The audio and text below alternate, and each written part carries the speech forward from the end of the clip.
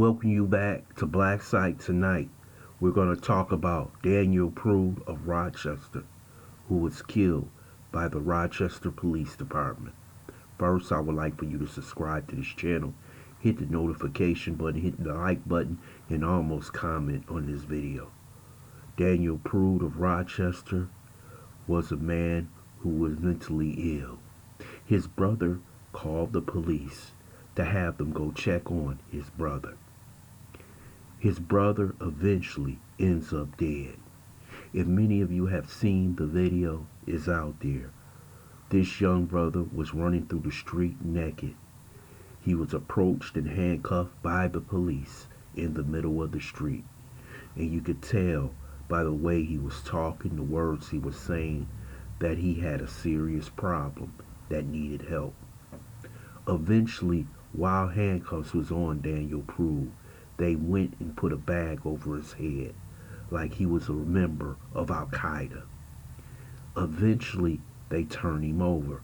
For what reason, I don't understand.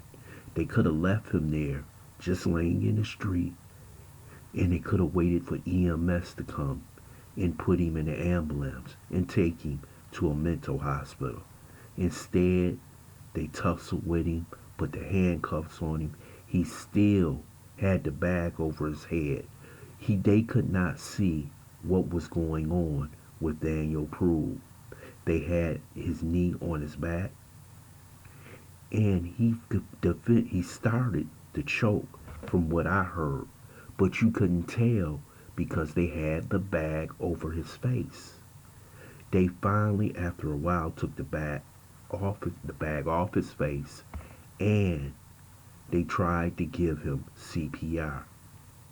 Daniel Prude dies on the scene. This, remember, is March 23rd.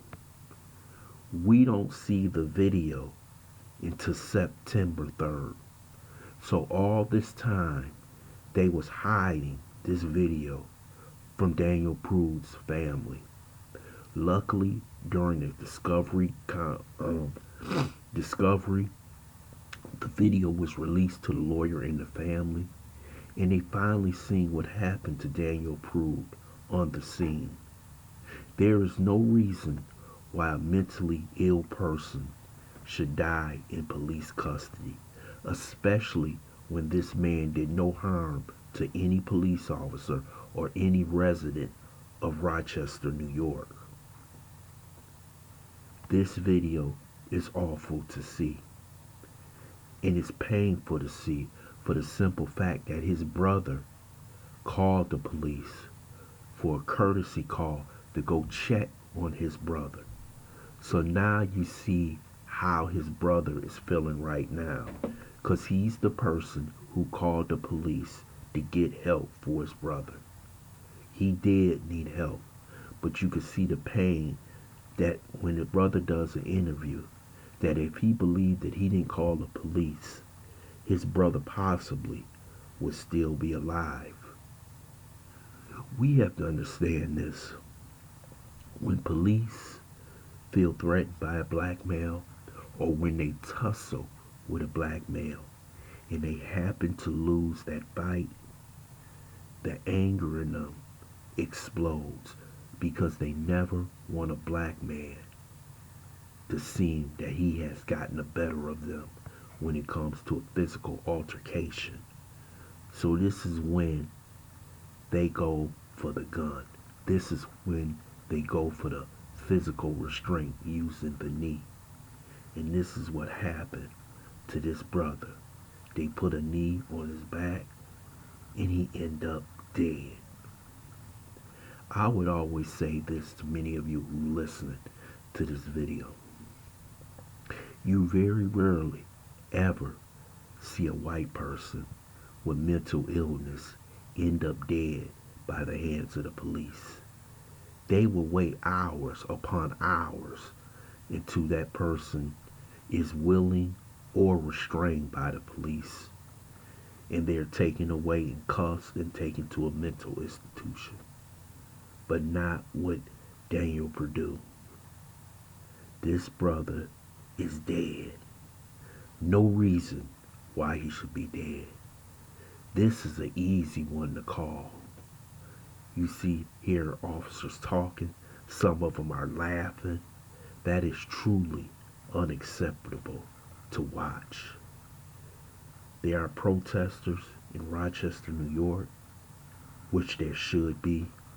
Those officers have been put on suspension, 7 of them with pay. And they're also calling for the chief of police to be fired in Rochester, who happens to be black. And this is the same city that has a black female mayor who says that she never saw the video. She was told something else by the police department. So what's going on here? She has not, as of right now, fired the police chief who is in control of the police department, and he had to see this tape, this body cam footage of what happened to Daniel Prude. See, we can't have this going on to where if you call the police, you may end up dead like Daniel Prude or many others like George Floyd, who happened to have a problem that he was drinking, possibly used drugs, and the police put their knee on his back. He ends up dead. This should not be happening. There seems like there's very little patience for black men in general, especially when they're inebriated or intoxicated or have mental health issues. The police seem to treat them less than human, and use this with the Rochester Police Department. But you're seeing it with many other jurisdictions around the country, that they believe that they can treat black men any way they feel like it. And this is being exposed to the American public in 2020. This man should not be dead. And it's an awful video to watch. It's a sad video to watch. But it shows you how low the police have become. You knew he was mentally ill. You knew when he was mouthing words and basically saying things that didn't sound right. But you end up dead within police custody. I want to thank you for listening to Black Site. I hope you subscribe to this channel, smash that like button, and share this video.